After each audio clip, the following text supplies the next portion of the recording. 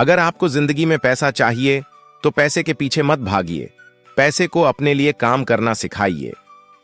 आज हम बात करेंगे दुनिया की सबसे फेमस पर्सनल फाइनेंस बुक की, रिच डैड पुअर डैड, जिसे लिखा है रॉबर्ट टी कियोसाकी ने। यह किताब आपको अमीर बनने का शॉर्टकट नहीं सिखाती, बल्कि आपको सोचने का तरीका सिखाती है। तो पूरा सुनिए, क्योंकि एक एक लाइन आपकी मनी थिंकिंग बदल सकती है। अध्याय 1, अमीर पिता गरीब पिता।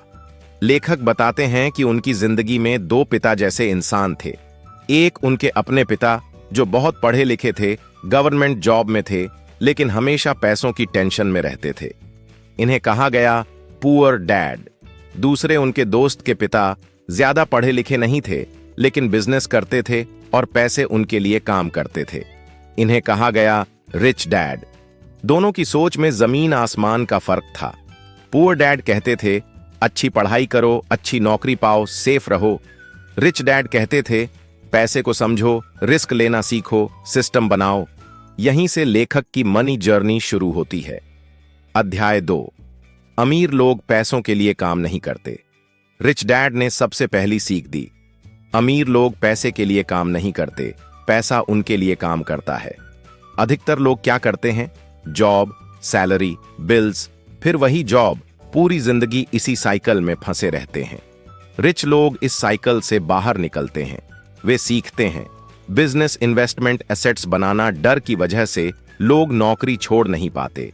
डर प्लस लालच बराबर गरीबी का ट्रैप। रिच डैड कहते थे अगर तुम डर को समझना सीख जाओ तो पैसा तुम्हारा गुलाम बन जाएगा।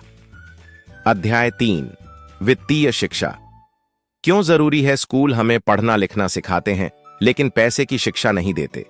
सबसे important concept, assets versus liabilities. Asset बराबर जो आपकी जेब में पैसा डाले, लायबिलिटी बराबर जो आपकी जेब से पैसा निकाले। लेकिन समस्या यह है कि मिडिल क्लास लोग लायबिलिटी को एसेट समझ लेते हैं। उदाहरण, खुद का घर लायबिलिटी, जब तक पैसा नहीं दे रहा। Car liability, EMI liability. असल asset, business, rental property, stocks, royalties.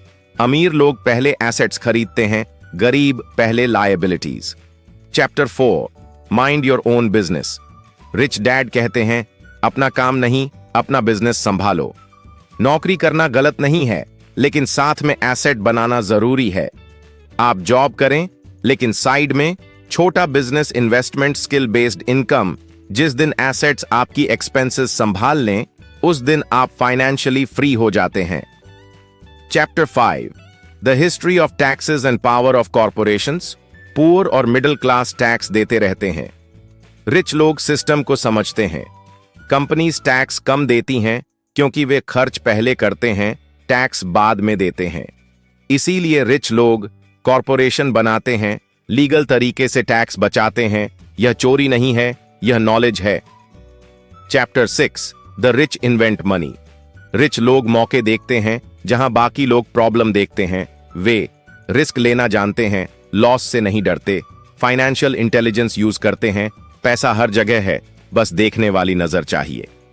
Chapter 7, work to learn not to earn rich.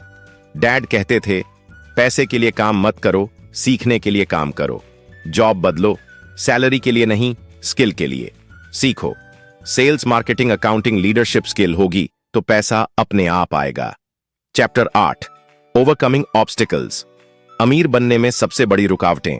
1, डर 2, आलस, 3, ईगो, 4, बुरी आदतें, 5, दूसरों की राय। जो इन 5 को जीत लेता है वही अमीर बनता है।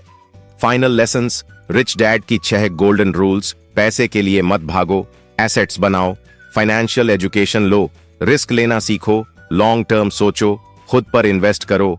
अमीर बनने के लिए पैसे की नहीं, सोच की जरूरत होती है। अगर आपको ये ऑडियो बुक पसंद आई हो तो इसे अपने दोस्त तक जरूर पहुंचाइए, क्योंकि गरीबी पैसों की नहीं, नॉलेज की होती है।